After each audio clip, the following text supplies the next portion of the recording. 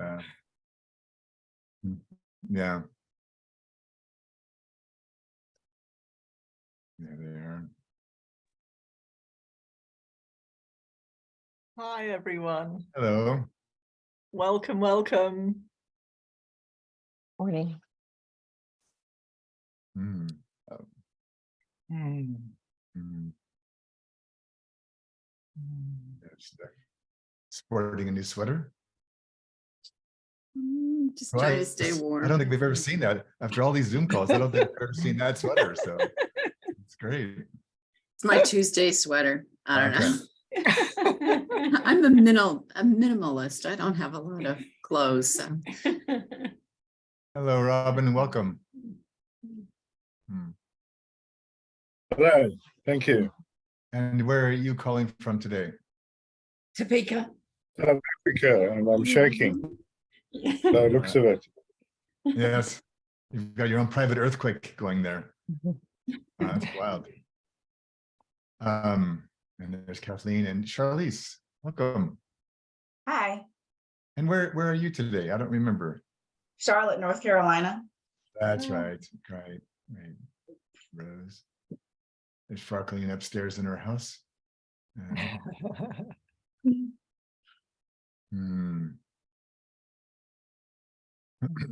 All right. Well, just wanted to do a quick check-in, and anything anyone wants to share to help bring themselves into the room today.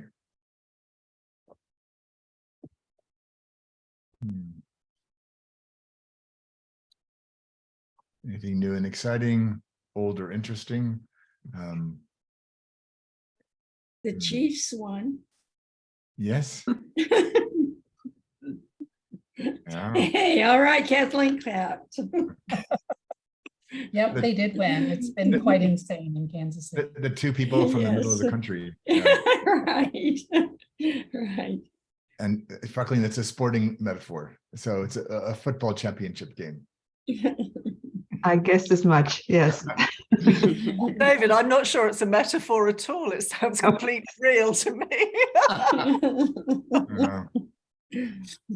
Congratulations, anyway. Yeah, it's my greatest failing in working in Oklahoma is my inability to track the various games. So I did watch one between Oklahoma City and Oklahoma State Uni and Oklahoma Uni, and it was a really bad game. So it was a bad one to pick. Everyone agreed the next day it wasn't anybody's finest hour. Yeah, you're right. It's a big thing in Oklahoma. Oh yeah. Yeah. And welcome, Louise. Hi. Hi. Thank you. Nice to be here. Good. Great. All right. I'm just going to put up the slides here for today. There we go.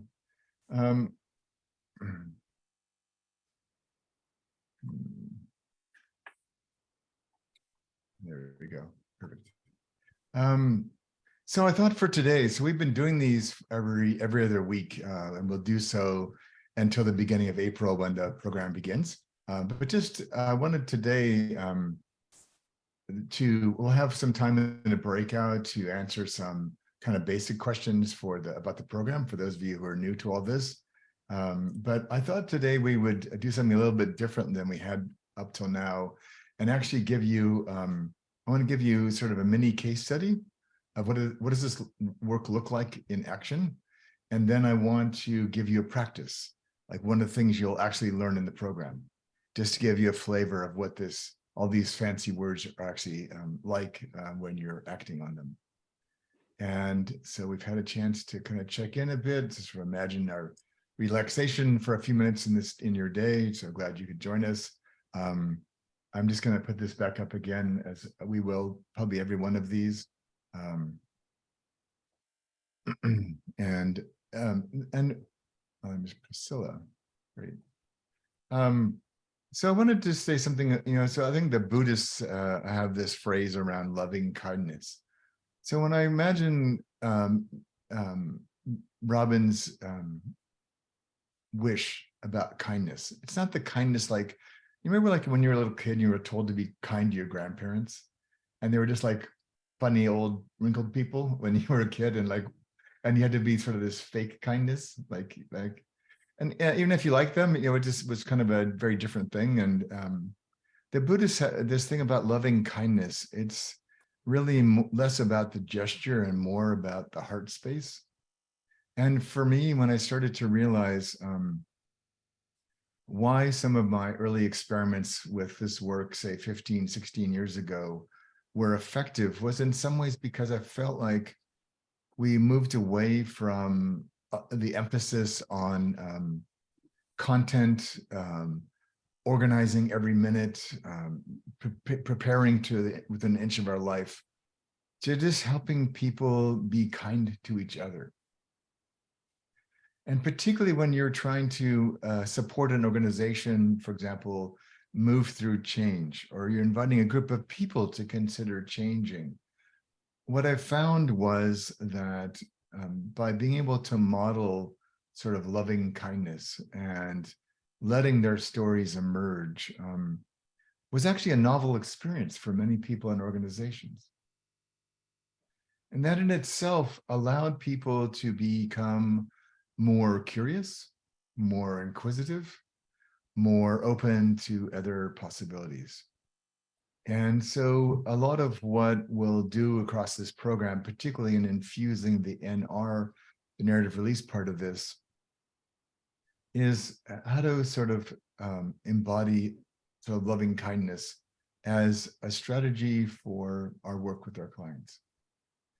And so the main reason, or one of the main reasons why we combine the two programs, is because so often the way we take care of ourselves or develop ourselves, and the way we try to grow our professional self and advance our career or our business, those often don't go together. I mean, they might happen for you in an event, but I thought, what if we actually intentionally brought them together?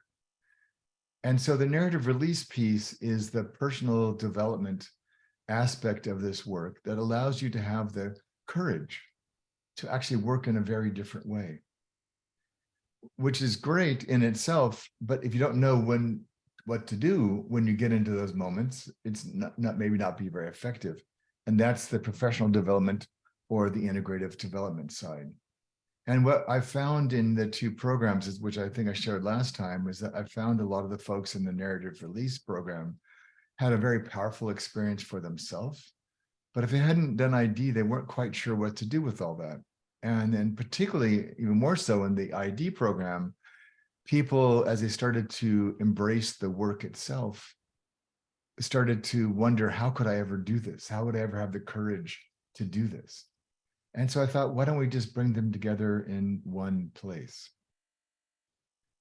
So I'd like to just give you a case story, and then just as an example of what this looks like in action, so it's a bit more concrete, and then sort of see what lands for you and what questions you might have. And then we'll move into some breakout rooms and do one of the actual practices. So I didn't really fully appreciate this until this morning, actually, when I was reviewing these slides, that this case was probably 9 years ago. And this was the last corporate training I ever did. After this, and you'll see why in a minute, but after this experience, I vowed never to do MBA programs, leadership programs, corporate programs in the way that they usually expected ever again. And I didn't really appreciate it. This was actually the last one. So when I lived in Australia, I was part of an executive education team for the largest business school in Australia, and they won their largest ever contract with one of the top banks. And we were building a suite of 7 leadership programs, of which I was building 2 of them. And one of them was about, one of the 2 programs was about sort of effective communication for leaders. We had there's another university we were partnering with. We had the most stubborn, difficult HR department ever conceived, I think. And that, with the bureaucracy of the university, meant that it took us 4 months to build this program, and endless meetings that went absolutely nowhere. Micromanaging this thing down to an inch of its life. But we got there, and we did our first, I think, 2 sessions, 2 groups, so about maybe 50 people in total, 60 people in total. And there was a woman in the second one who was very engaged. And I thought, oh, great, she'll be a great feedback for me, and she'll be able to articulate what she's appreciating about the program better than most. She was more engaged. She seemed a bit sharper than most of them, and seemed to really enjoy what she was having over the 2 days. So I caught up with her on the last afternoon break before we ended. And I said, so I'm just really curious, how is this for you? And what are you appreciating about this program? And this is what she said. I'm taking away a few good tips I can use. And I thought, I just gave up 4 months of my life and just agonizing over creating this amazing program. And here's the best participant who got a few good tips. And it just made me want to go kill myself. And I thought, why? So this approach was, again, micromanaged to no end to try to make the perfect program. And it was. I was really proud of that program. And I thought there's just something fundamentally wrong with the frame around how we design training programs. And I said, I didn't come to have this one life. And I laughed with her. I talked to her after the program because we had like a drinks thing or something for the participants. And so I went back and talked. I didn't say this to her because it was not about her. She was like everybody else. But I was sort of, when I did say to her, you could have bought me a beer, and in 20 minutes, I could have given you those few good tips and we could have gone home. We didn't need to spend 2 days for you to get a few good tips. So she became extraordinary scaffolding for me to walk away from a paradigm that I didn't believe worked anymore, if it ever did. And so, but then I began to wonder, how could I do this differently? And then I got this extraordinary opportunity when the CFO of the bank, the least likely person you would imagine, called the university and said, we've heard really good things about David's program on communication, and we'd like to have a version just for our finance leaders. I thought, and the university's first response was, we don't do that. Wrong answer, and so I did get a meeting with them, and I said, well, what would it take for me to be able to do this? And well, and the HR director didn't want to do this either because I think it was gonna make her look bad or something. I don't know. It took me another month to convince them to let me do this, because I said to them, I will only do this for him if you let me do this my way. And this goes back to the NR part of this. I had to summon up the courage.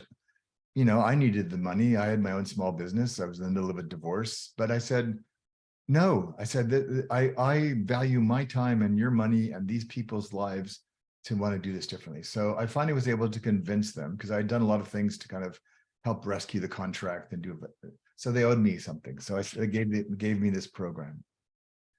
So I went and talked to the CFO and I said, what is it you're hoping this program will do for you?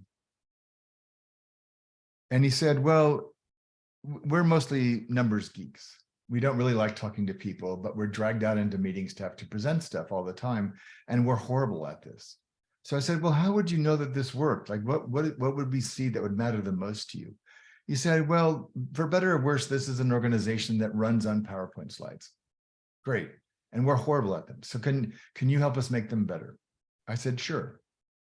So we now had a very specific outcome as opposed to the vague business outcomes that we were given before. So for this so I said to him, so one of the things we're going to do differently is that every single participant has to bring a slide deck they're about to present as part of their job. And do I have your permission to send them home if they don't have one? He said, yes, here's my business card. You can just give them my phone number. They can call me if they're not wanting to bring a slide deck. Of course, no one. And we had a few people that forgot conveniently, and they had to go back to their desk and get one. And the second thing I got his permission on was, do I have permission to keep them in class until they finish? And he said, yes, we need to solve this problem. So I told folks that said the class is officially over at, I don't know, 4:30 or 5 or whatever it was. And I said, I don't really care how many slides you have in your current deck, but you're leaving with 4. Massive panic in the room. What do you mean 4? You know, I have to have all these things. I said, and so the CFO's invited you to stay until you get that done. And again, here's his phone number if you don't like that. And it was done sort of in jest, so I had to transform the other faculty into coaches. And we spent, we had a half less day. We threw out the entire curriculum. And we ended up using about 10% of it because somebody asked for it in the class.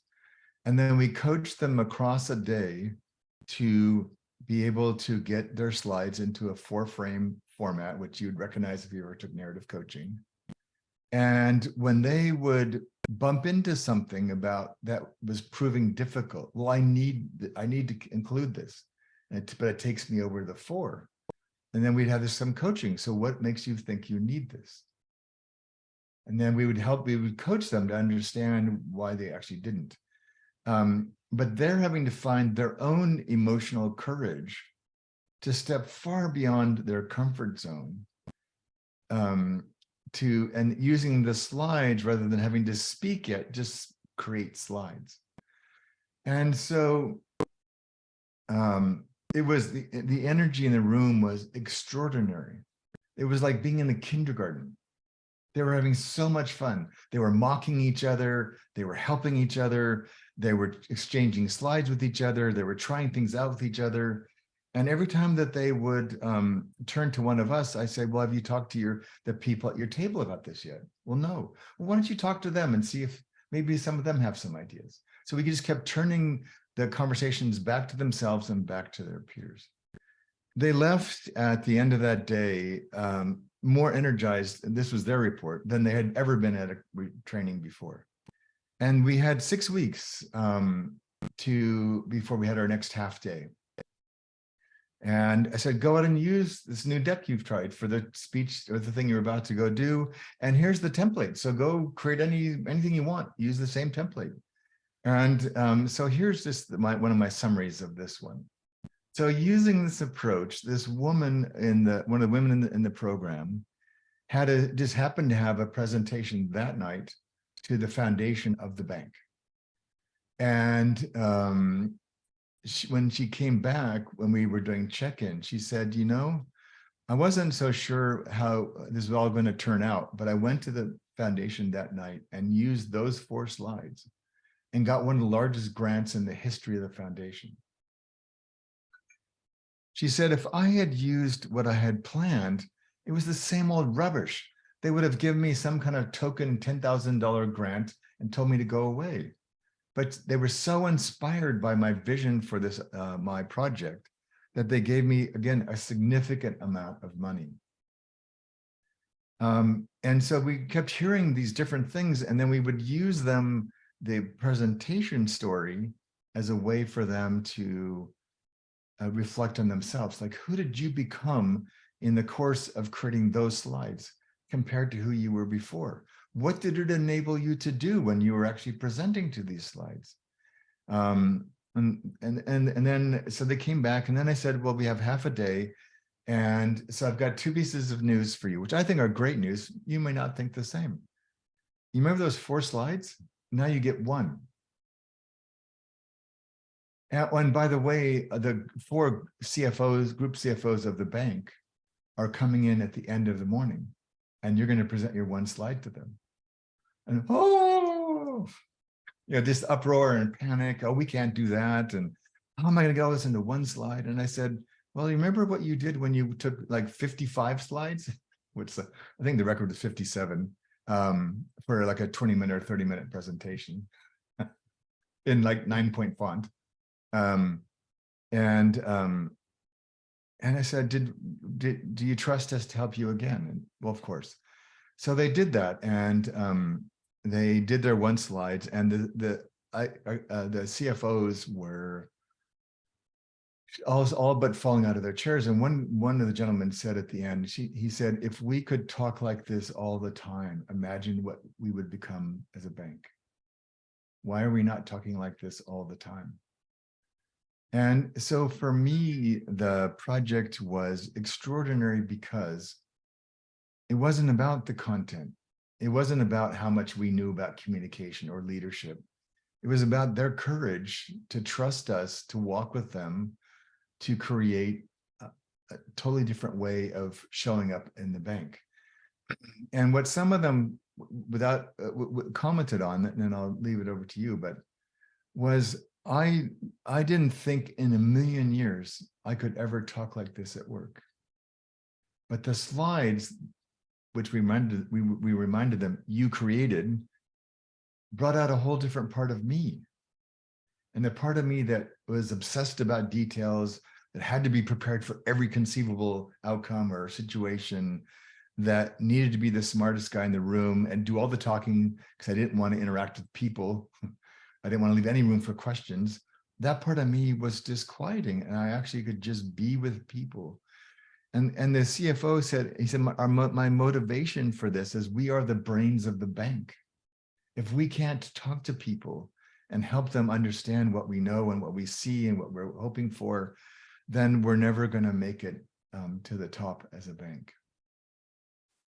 So I wanted to show you about how the ways in which the methodology that goes with integrative development, coupled with the development work in narrative release on yourself, for these people releasing who they thought they needed to be as a finance leader, coupled together allowed them to do something that they didn't think was possible, was to become an effective communicator as a leader at the bank.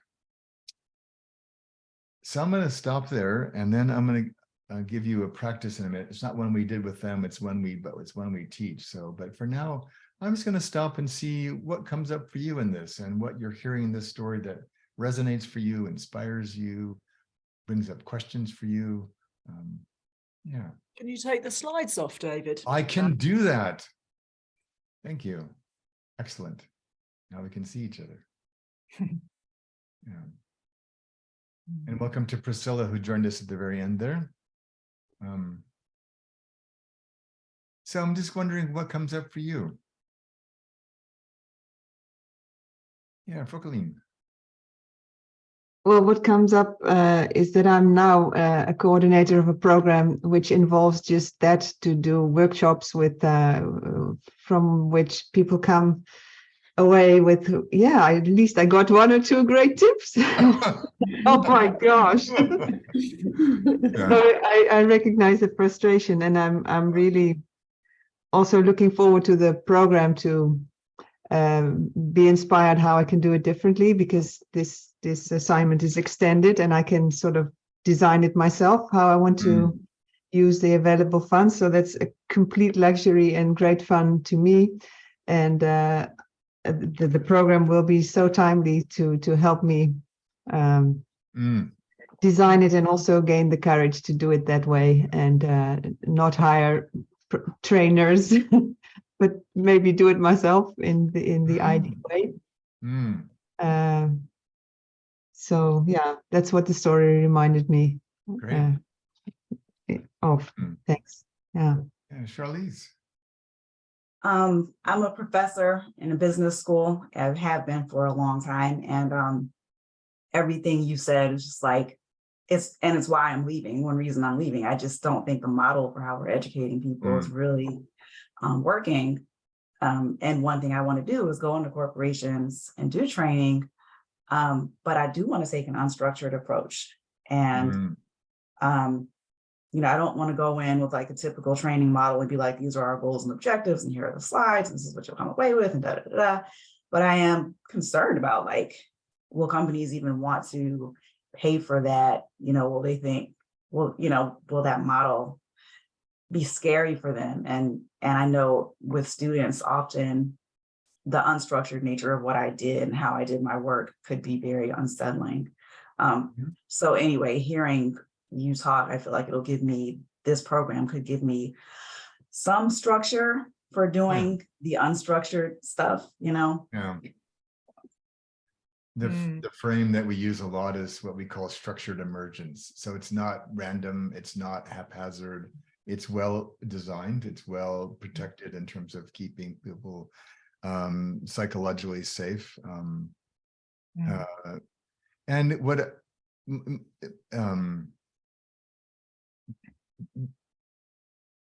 when I was doing lots of big projects for the state of Oregon, where I was living at the time, in the end, I mostly just hired David. Just come be yourself and wear all the hats you need to wear to get the job done. And so what I'm finding is that, I've lost as many bids as I've won, maybe more, from clients who didn't have the courage. And just wanted to do another flavor of the exact same,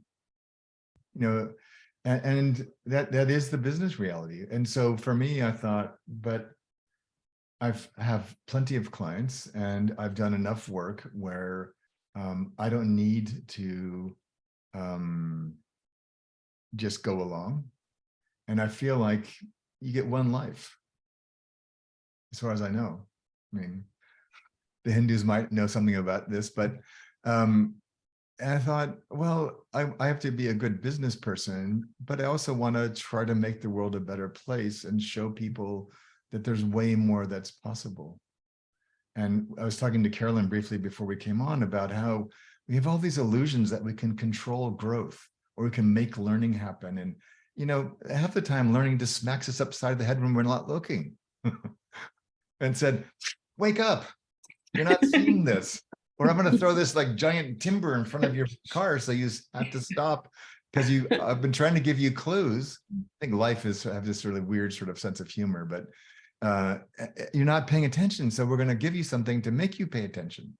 So I thought, well, can we create, nature doesn't have a plan, like, and they don't have 5-year strategic goals as a forest. It just does a forest, right? And so I thought, well, why can't we bring that more organic and natural, very systematic, very systemic approach? It's not random. Forests don't become meadows automatically on their own because they want to, right? So why can't we bring that to the working with humans? Yeah. Why do we pretend that we can control and structure all of this for them? I think it's an illusion. Kathleen. I think that people ask for things not really knowing what they want. Yeah. Or really I need to do something, so could you come and do this? When that may not be at all what they need, or that may not be addressing anything. I mean, I had a request this morning, could you come do some team building? I emailed back and I was like, so what are you trying to address? I mean, what's going on? Yeah. Well, I don't know. I just saw on your website that y'all do team building. So could you come do some team building? So obviously you have to go a little bit further than that. It's, and you have to applaud or commend them because they obviously see that there's something that needs to change, right? But they just don't know what it is. And, they think, well, we need a leadership program, or we need this, or we need that, right? And the ones that are like, well, just do what you do, you're like, yay. Okay, that's great, right? Yeah. But the ones that are like, well, you need to do this, this, and this, and I saw this, right? And so could you replicate that? Are the ones that are a little bit more challenging, but like you ask them, like, what do you want to accomplish, right? Yeah. Specifically, what do you want to work on? And I think that people just don't always know. No, they don't.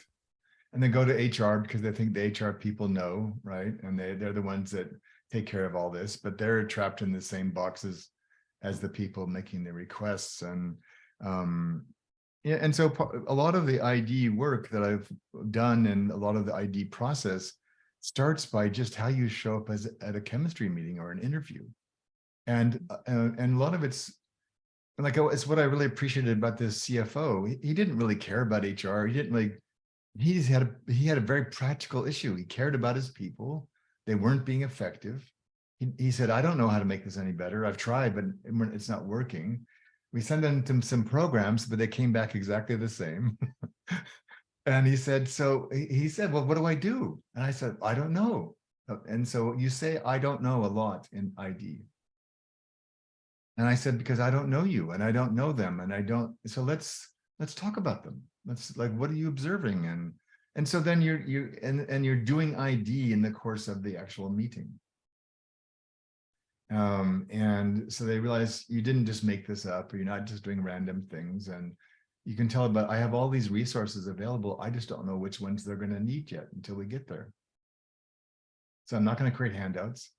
I'm not going to create a syllabus. I'm not going to create a curriculum, but pretty much anything that they could need, we have. And if we don't, we'll go find out over lunch.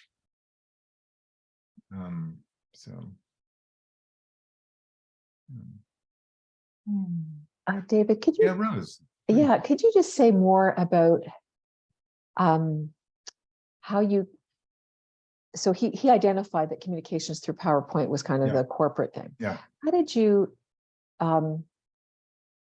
get to the point where you chose that particular exercise of bringing a slide deck and reducing a slide deck to create that energy, that engagement, because I love the process, but my question is how did you come to create that process? Like, what were you thinking as you developed that? Great question. When I was working for the biggest bank in Australia with their CEO on the big change project, I was talking to this guy on one of the breaks, one of the programs, who had been in the bank forever. He was the second most senior person in the entire bank of 55,000 people.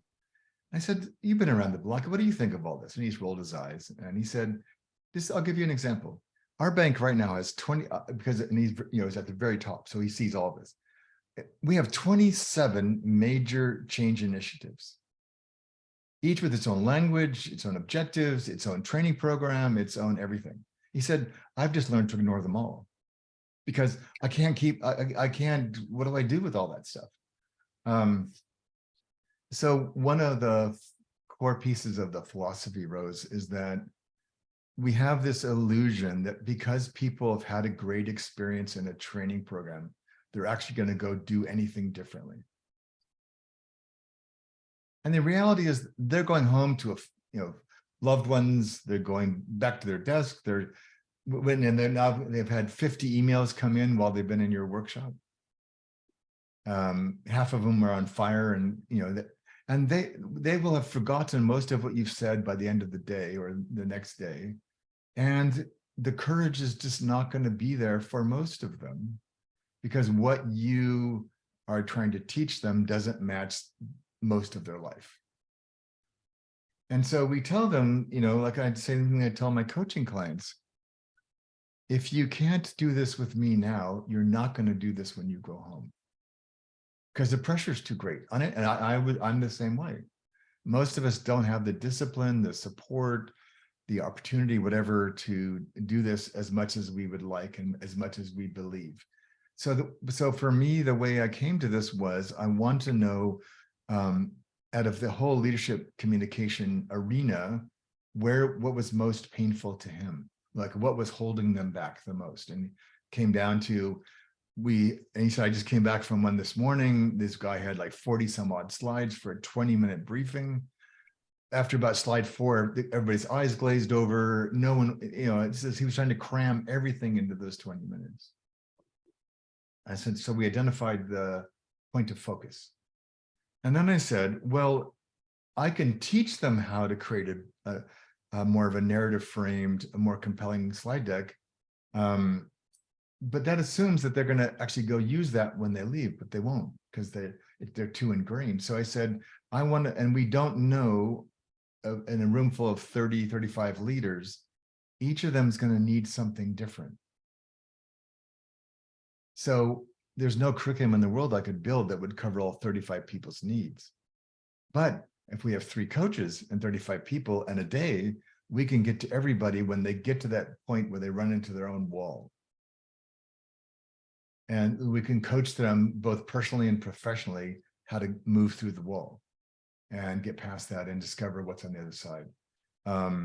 And so he was very intrigued because he said, then I can get benefit for every single person and not pray that they're going to do anything with this when they're done.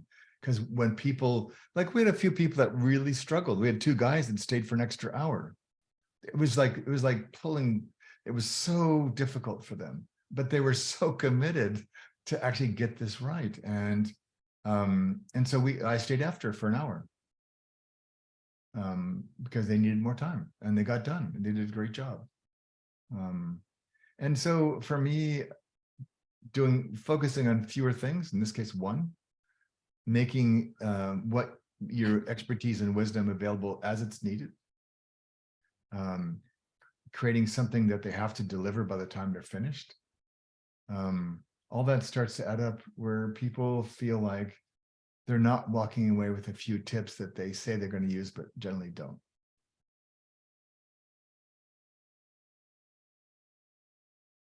Thanks for that elaboration, David. I just had a meeting with a client last week and he was going that day, so there wasn't time to work on it, to do a PowerPoint presentation. And he said, this is a PowerPoint organization and I just got to do it. And I got to push through it because this is what they expect. And we had a little bit of a discussion around, challenging the status quo, but in a 30-minute conversation, we didn't make much headway. And he was just going to do it as planned. So when you gave this example, I thought, it's just, serendipitous timing for me to reflect.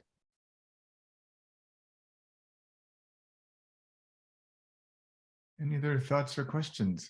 Anything you want to add? Oh, yeah, Charlize. Just quickly, I would have, like, if someone had come to me and asked me to do something with executives doing presentations and PowerPoints, I would have said that's not my area. I'm an organizational psychologist. I'm not a communications person. I mean, I tend to write myself off of like, oh, I'm not qualified for that or that. And this is a whole different frame where, you're able to see how giving people the tools to like think about things and communicate around things can then be channeled into all of the mundane things that they have to do, rather than, let me show you how to do this technically. Let me give you a framework for doing PowerPoint slides. And, so, yeah. Yeah, I mean, I do like, I am fairly good at slides, but that wasn't the point. The slide structure that we gave them was a Trojan horse to get in to help them discover themselves. Like, what are you trying to say? Right. So a psychologist would be great at this. And, you have to have some rudimentary understanding of what you're aiming towards and some frame for them because they need that structure. But you're not there to teach them a structure. We never did teach the structure. We just gave them 4 pieces of paper, 1 for each of the 4 segments. Right. And some extras, some people took a few tries, and we said, here's a structure, and we explained what it is and it's arc of a story. But that was like 10 minutes. And then the rest was just working on their actual material. And then it's so much better because corporate people, if you come in and say, I'm going to teach you a new way to be, they're going to be like, what? And shut down immediately. Yeah. So. Right. So this was, again, we disguised personal development and in a professional task.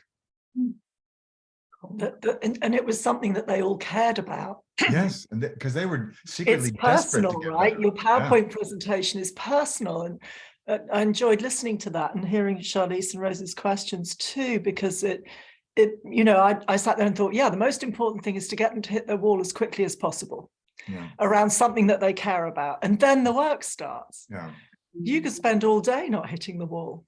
Right. And the other bit, and Charlize, I was thinking this when you asked a question earlier as well, is that if you go in at the systemic level, and you're kind of reading what's going on in the in the group, in the system, in the language, in the narratives, you can pick up actually what they need to do and get away from that initial piece that you were talking about, Kathleen, of people come in and ask for something, and actually it's usually completely, it needs reframing. And that's Yeah. the first service we do, is to say, well, let's just stop here a minute. Let's just Yeah. slow down here. Why is that so important to you? Yeah. What else might be running here that we might be able to do some really fundamental work on? And then those walls actually melt. Last week I was working between walls and hurdles, and we pulled down all the walls except one, and then we just did something different because it was a real wall. And then they jumped hurdles for the rest of the day. It was Yeah. really nice. Hmm. A number of these, mostly men in this group, a couple of them, I think that the jargon term is they were quants. So these are people with like double PhDs in economics and, linear, all kinds of things way above my pay grade. But I would imagine they might have been somewhere on the spectrum in some ways. They were just those kind of just really sweet, really extraordinarily bright guys. Anyways, one guy was having a hard time conceptualizing one of the 4 slides was about your audience, and empathy was not his strongest suit, and his ability to read rooms or understand people that way. And then because you get to know them quite well across the day. And so at one point I said, oh, you need to go talk to Jeremy. I think you have a lot in common. And so they buddied up for the rest of the day, commiserating how hard some of this was for them. But the beauty, again, this goes back to part of your question, Charlize, as a psychologist. So we know that belonging is or lack of belonging is a huge barrier to learning for many people. I don't fit here, I don't belong, I don't deserve to be here, whatever. And so the gift of not feeling alone in the classroom was huge for these 2 guys who always felt like the odd guy out. They were smarter than everybody in the room. They were less articulate than everybody in the room, but they had a lot to offer. They just didn't know how to do that. So when they buddied up, they'd make fun of themselves, and you could hear laughter. And one of the other participants said, I've never heard him laugh in all these years at the bank. And it wasn't because the workshop was brilliant or what we were asking, it was just the human connection, the kindness they were showing each other. And it goes back to the tips thing, doesn't it? Yeah. What you want them to take away is the feeling of experiencing themselves differently just for a while, because nobody can take that away from them. That can't be forgotten. No. Because it's a somatic experience. It's an embodied piece. Yeah. It's a beautiful thing. I think it's a real gift. Mm.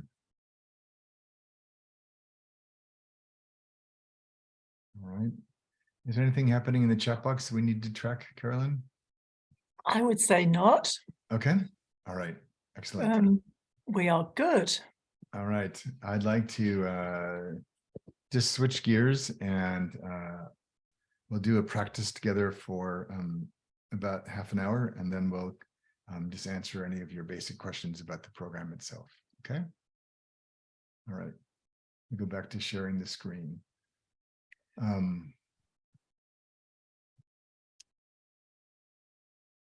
There we go. So there's a lot here, but we're only going to do part of this, so don't worry about it. So this is a graphic you'll come to know from the program. It was one of my favorite ones. I've actually corresponded with the woman who painted this, found her on the web, and I had some really interesting connections with her. But so one of the things that this is where the NR meets the ID. So there is a sort of at least 2 halves of the release, and some of this we will work on with your breath. So the exhale and the inhale of your breath. But one of the sort of spatial underpinnings, I suppose, of new person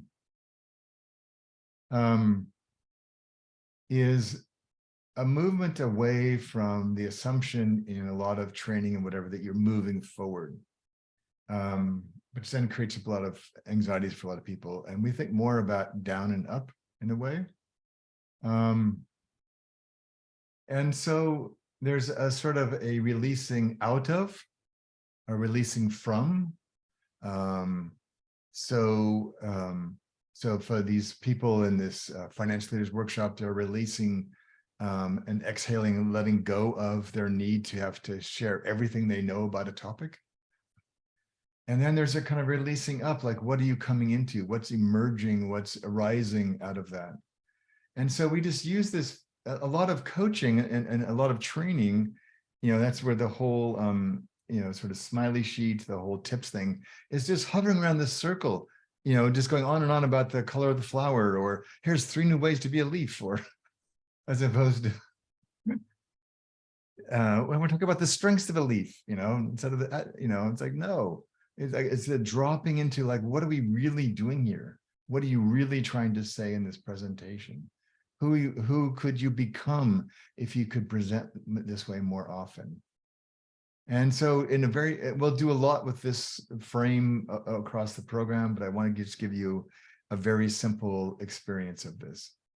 And so I'm going to encourage you to just take a screenshot of this, because you'll need this in your practice. And so what we're going to ask you to do is just you may get to both of you, you may not. It's okay, you'll learn either way. But we borrow a bit from the Taoist bit about just letting the muddy waters clear, rather than stirring things up and talking and blah, blah, blah, blah at the top, just quieting ourselves and letting something drop.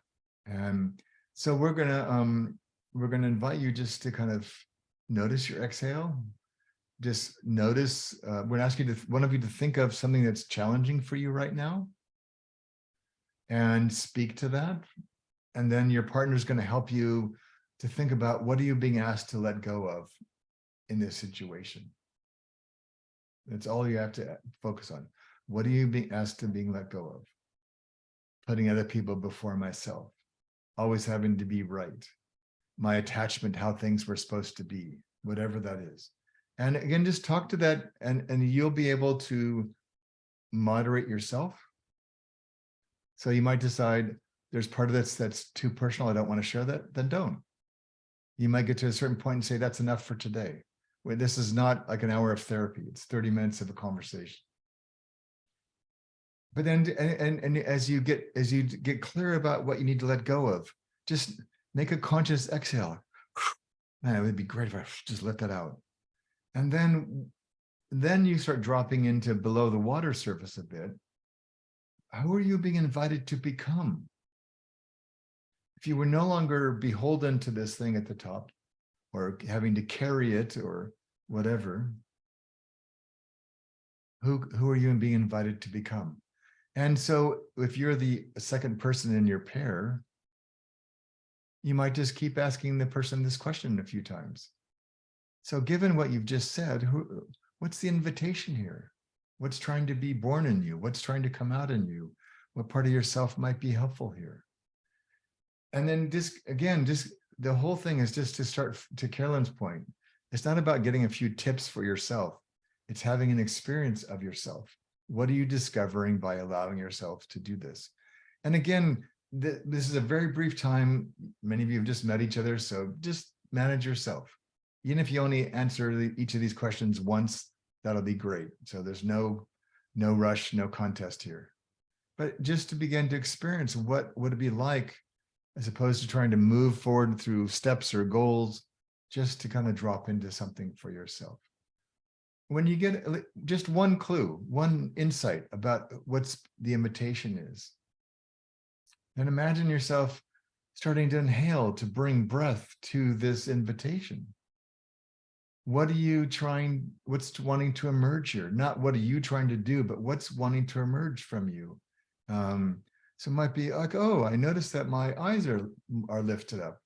What's wanting to emerge here is making more eye contact, or sitting more upright, or maybe whatever, just noticing what's wanting to emerge.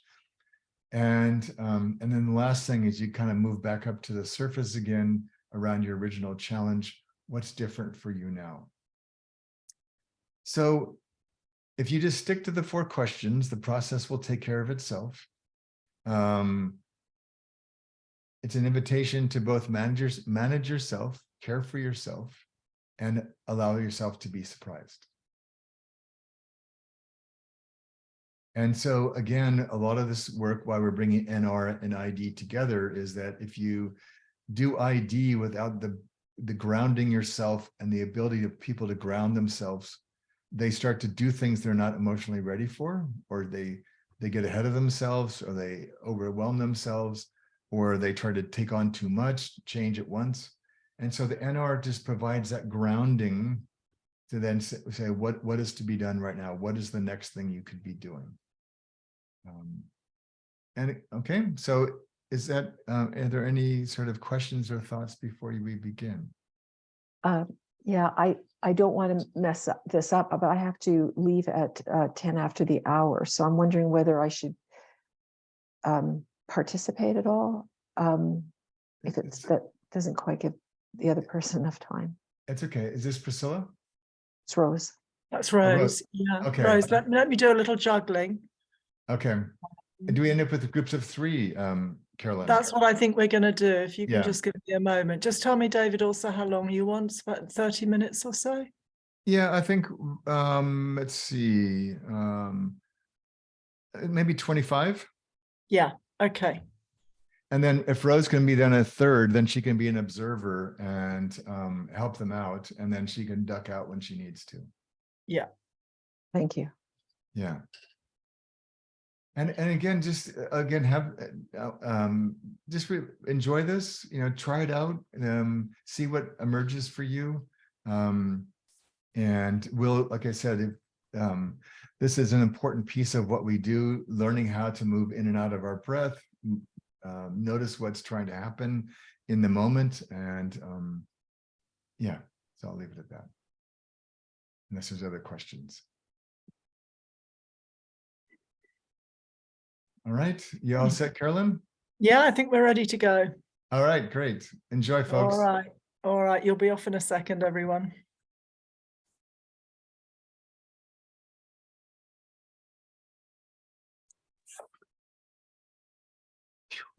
Louise is Welcome back, exhaling. everyone. Excellent. All right. So I just want to give you a few minutes to settle back into the bigger group. And Robin's doing a psychedelic thing there again. That's exciting. And I know. No worries. And if microphones aren't working and you want to share, please write into the chat, which you can do at any time. Obviously, I'll keep an eye. But anybody want to share any reflections or anything that came up for them? Questions about the practice?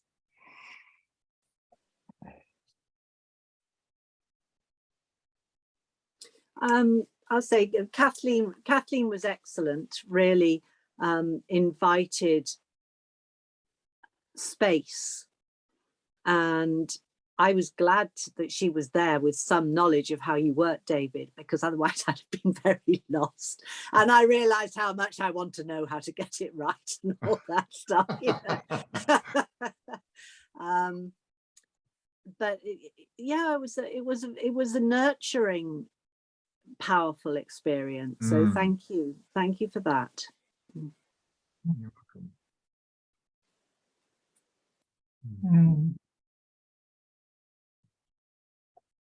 The nurturing is the NR energy and all of this.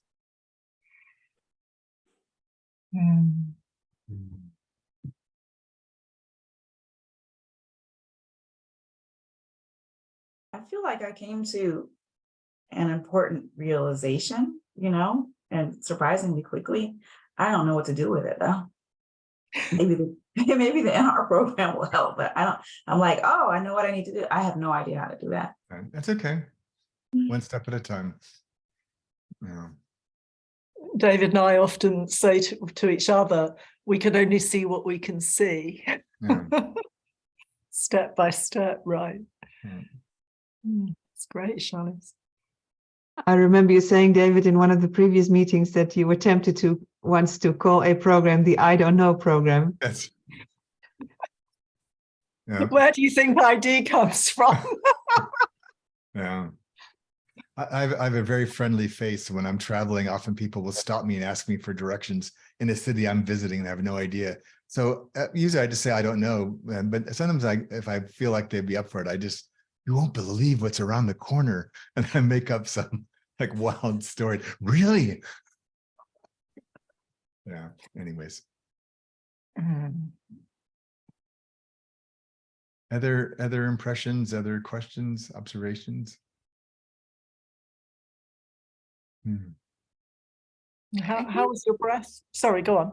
That's exactly what I was going to say is, as the person asking the questions, I was really mindful of how I was breathing and then mirroring the movement and the breathing. And it just, for me, the experience, David, as you say, there's no energy expended. You're just with the person witnessing them.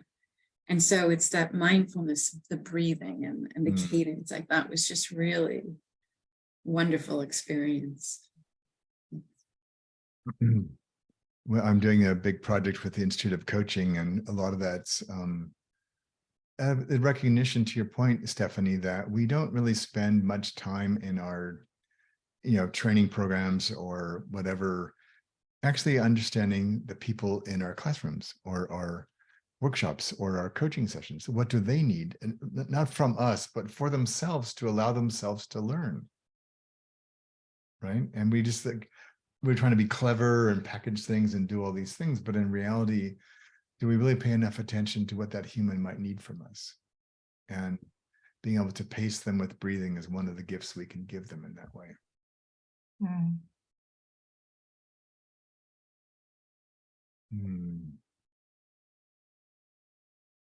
All right. Well, there are, I want to,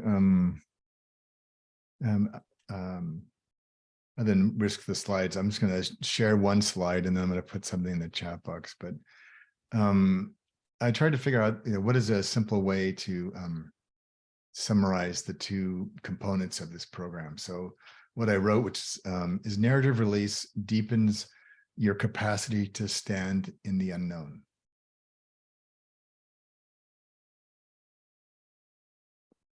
Which is contrary to what often we're paid to do, which is to stand there and pretend that we know.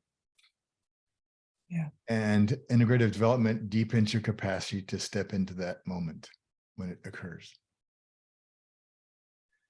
So for me, the program will be an interweaving of these two halves. Every single module we have will be a bit of both, all around the same aspect of the process. It's designed to help you think about whatever your work is. How do you liberate the potential for growth or learning in any moment in time?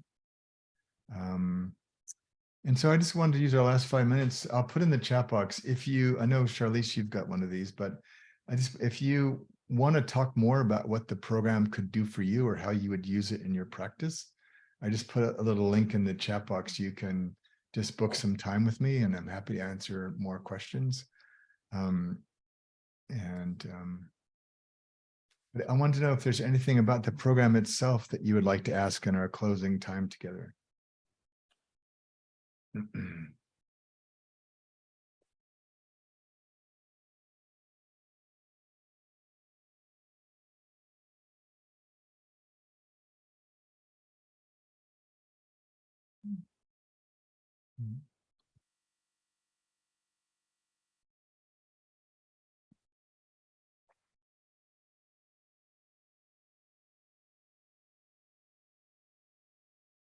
Also put in the chat box where you can go register for the program if you want, or find out more about it.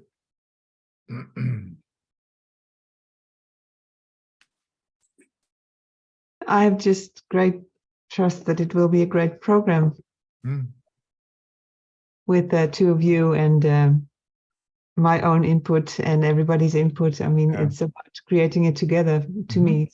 Yep, very much so. Yeah, the program will be what the group, Yeah. you know, comes in with and sits with. The way we've been describing that is most of the teaching parts of this will be done offline for you at your leisure and your pace. And most of our experiences together will be a combination of a retreat and a laboratory. It's interesting, David, as you're talking about, you know, just being in a space and not Yeah. knowing. As you know, I work in higher ed, and credentials are very important in higher ed. Yeah. People often sign their bylines with all of their different degrees.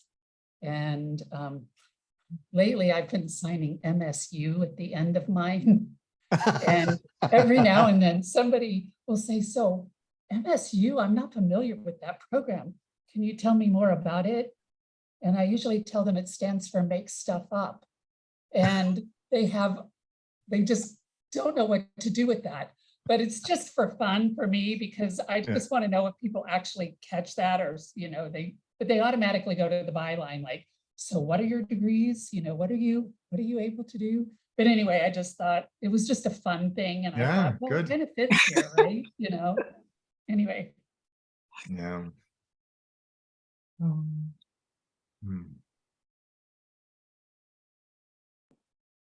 Right. Mm. Any final words in terms of what you're leaving with today that stands out for you?